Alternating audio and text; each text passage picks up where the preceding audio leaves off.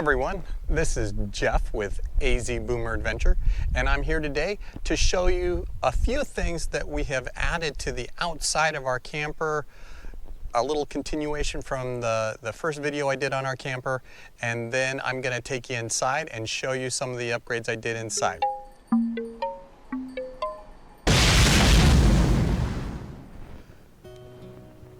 Okay, so one of the first things I want to start off with is I added these Camco vent covers. Let's see if I can get up there. And they have been incredible because here in Arizona, especially during the summer, when I put it into storage, I like to leave the vents open so that it doesn't become an oven inside. It still becomes an oven, but it really gets pretty hot in there, and I'd like to be able to vent the hot air out from the top, and these do a great job. Fairly easy to install. On a scale of 1 to 5, I'd say it's like a 2. Simple tools, just some measuring. Really don't have to, you may have to drill a couple holes, but nothing into the camper itself. So the next thing I added was I decided to go with the electric jack. Harbor Freight, they have their incredible coupons every once in a while, and 25% off. So I grabbed it when there was a coupon, got a good deal on it. It sure makes a difference. It is so nice to just be able to go up and down electrically and not have to sit there cranking, especially when it's 100 degrees out. It definitely makes it a lot easier. I highly recommend it. Really easy to install. There's just basically 3 bolts that you take off and put the new jack in and put the bolts back in. Then it's some simple wiring, just a couple wires here that go down, and then I just ran them into my cutoff and to the battery itself, and really easy to do. On a scale of 1 to 5, I would say probably a 2 again. It's not complicated at all. Okay, so the next thing I added is this utility box on the back of attached it to the bumper. I basically had to build a little platform there, and then I used some U-bolts that I attached to the bumper itself. The wood is treated, but I'm probably going to have to redo it. It was old. I treated it. I got it from another project, and I recycle a lot of stuff, and the varnish is kind of wearing off. We've had some rain, and on our last camping trip we had some rain. It looks like it kind of really got to it. But the great thing about this is where I keep all of the gray water and black water hoses and equipment. That way, if it does get a little stinky, it's not bothering me inside or putting it inside the camper. So everything fits right inside. I've got one of my tubes plus my backwash kit in there. Pretty much all fits fairly convenient, along with a little extra hose. I keep one hose for our regular water, and then this hose is strictly used for cleaning the gray water and black water tanks out. The other tube I do keep inside the bumper, and I do put some straps on it when we're traveling so that those caps don't fall off. I know there's magnetic ones and all sorts of things you can get. Haven't gotten there yet, but for now I just put little bungee cords on them. But yeah, this has been great. It has really made it nice and convenient, and because the bumper's reinforced, I can put the bike rack on back as well as our spare tire, and no problems at all on our last trip, and everything worked out great. So the last outside thing that I've added is this nice little light right here. Fairly easy to do. I had to get a toggle switch for the inside, but it's a nice LED, puts out quite a bit of light. I just got it installed today, so we didn't get to use it on the last camping trip, but I did miss something. It's nice to be able to flip on a light when you're heading out and it's pitch dark. So added that on just today, and it is pretty bright. So I'll show you the switch and everything on the inside.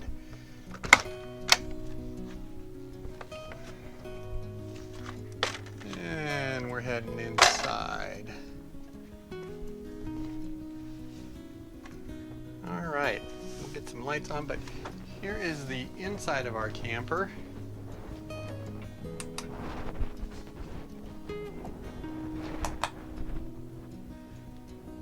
And it's really comfortable. This came with a kind of a camping mattress type foam thing, which is actually up on one of the bunk beds now, but we added a full queen in here and it fits perfect. Some people get short queens. We just added we had an extra queen bed, so we threw it in, and it fits great. My wife, along with the dog and myself, we all fit perfectly fine on it. And we also found that a thing of water fits perfect right at the end. And then we also sit all our stuff for charging and everything right there. Plug our multi-USB plug in, and it'll sit right there and plug all of our appliances.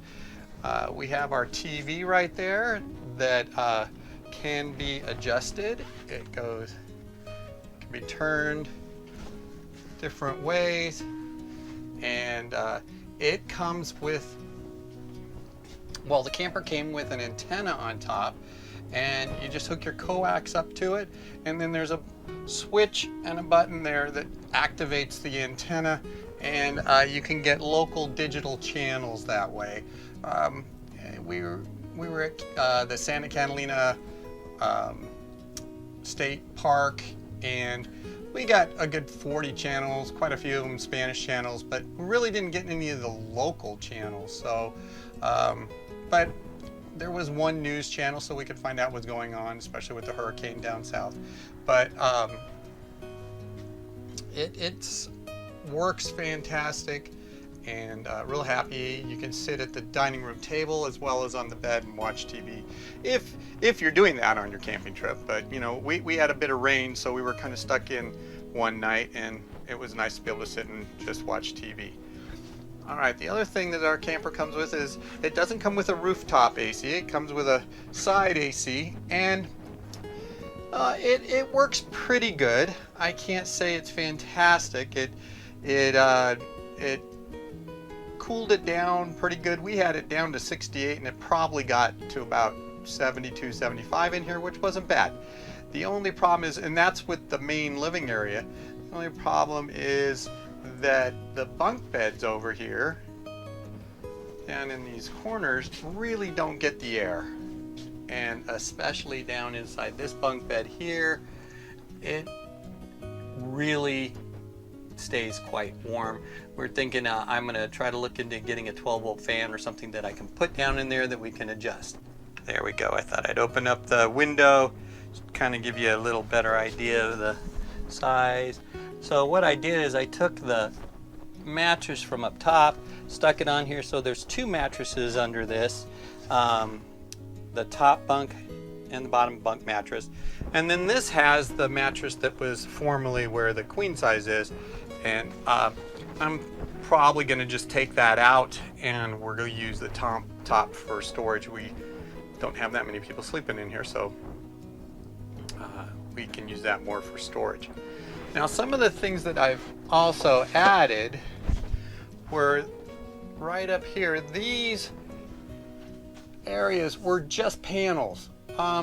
Really didn't make a lot of sense. They were just stapled in panels, so you had to go in through the middle to get to the side. So I made it so that you could slide it open. Oh, there's something in the way right now. There we go. Slide it open and slide it shut, and be able to get access. This middle part, I don't know if you can get this. This is the decal we put on there. Nice. I've got a decal making kit, so I'm able to produce those, and it turned out real nice. And then I went ahead and put struts in because these were a pain to have to hold open while you're trying to get stuff out of there. So added some new struts here and on all of the cupboards. So, and then this side opens up too. So here we go. And it just makes it a lot easier for putting stuff in and out. Now again, on the other side, above the kitchen, we have the cabinets. And yeah, I put a strut in there. Makes it a lot easier for holding it open. And there's our RV toilet paper. Always got to have a bunch of that. Okay.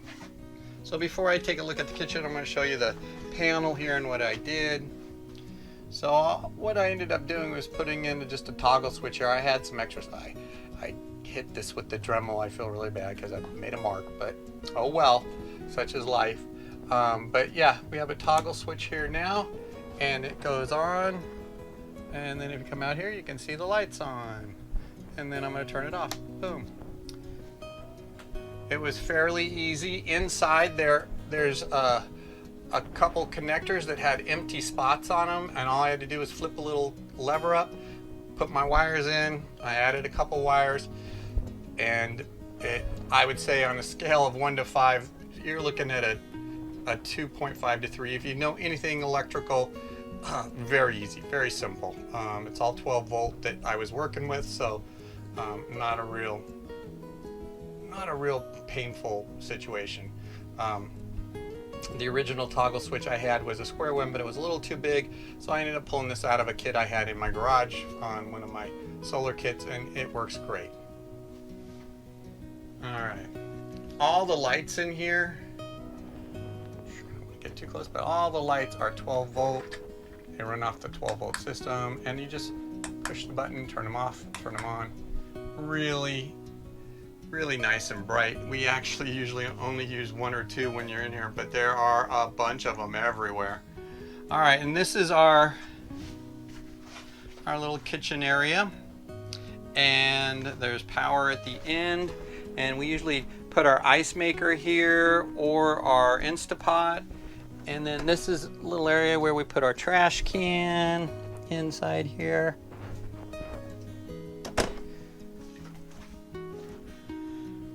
There's a little shelf here. It has all sorts of things that I have that I can grab at hand, pens and screwdrivers and scissors and tape measures and stuff that I just sort of keep in there. And then underneath it is our fireplace. And we really haven't used it because it's still been very warm and we haven't done any cool camping yet, but it can be used just for ambiance and light. It's kind of neat. It's just sort of a video type fireplace, and but it uses the electricity, the full electricity to use it. You can't run it off the battery or anything. But I tested it once, and it definitely does put out some good heat. We have a couple drawers here that we have our utensils in.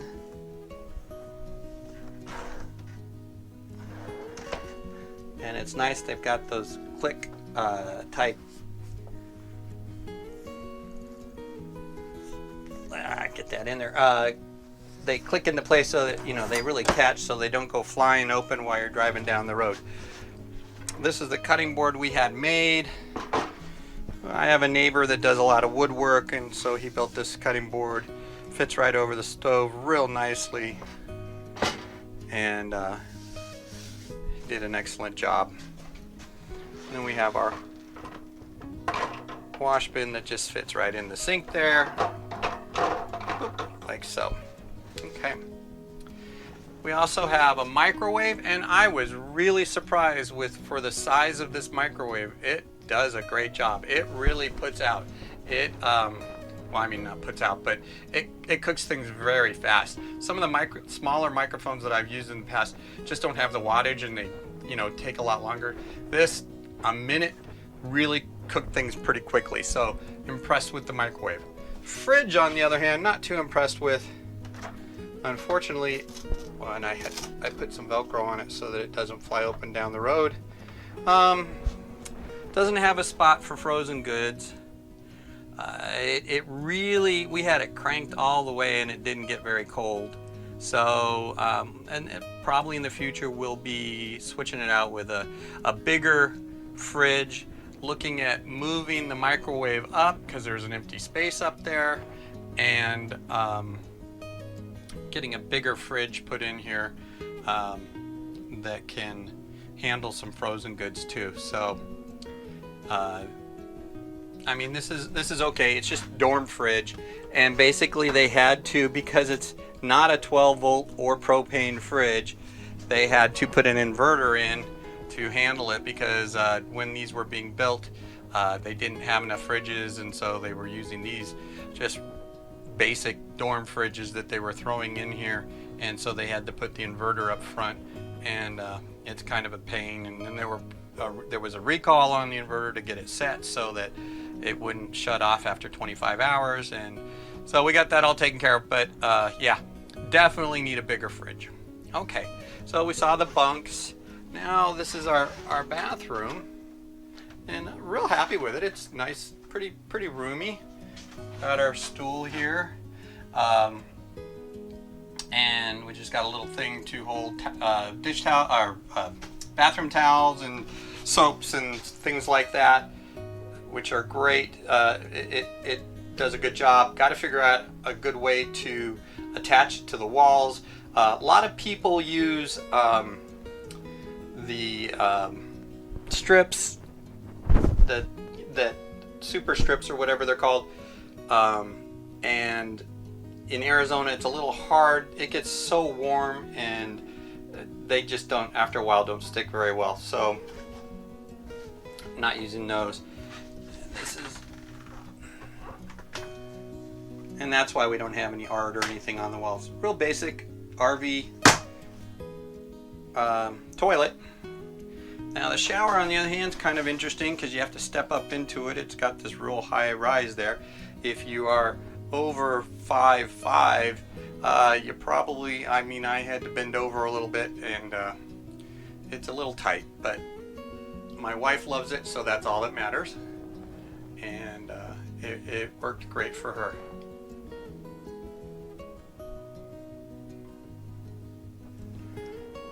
Alright, so walking back out again. So this is the basic layout. It's real simple, and it does what we need it to.